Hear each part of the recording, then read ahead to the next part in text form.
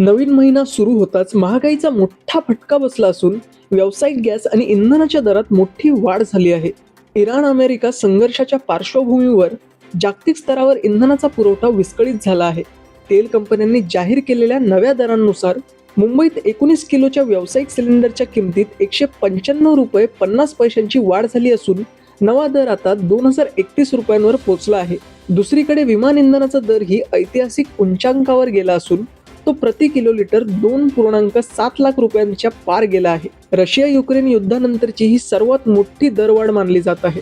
या दरवाढीमुळे हॉटेलमधील जेवण, नाश्ता आणि विमान प्रवास महागणार असून त्याचा थेट भार सर्वसामान्यांच्या खिशावर पडणार आहे. देशातील गॅस तुटवडा पाहता सरकार आता गॅसच्या वापरावर काही निर्बंध आणण्याच्या विचारात आहे. मात्र या तणावग्रस्त वातावरणात परिस्थिती स्थिर करण्यासाठी आणि व्यावसायिकांची तगमग कमी करण्यासाठी सरकार नेमकी काय पावले उचलते हे पाहणे आता महत्त्वाचे ठरणार आहे. एकूणच या इंधनाच्या दरवाढीमुळे महागाईचा विळखा अधिक घट्ट झाला आहे. मी दीपेश पवार, कुलाबा न्यूज 24.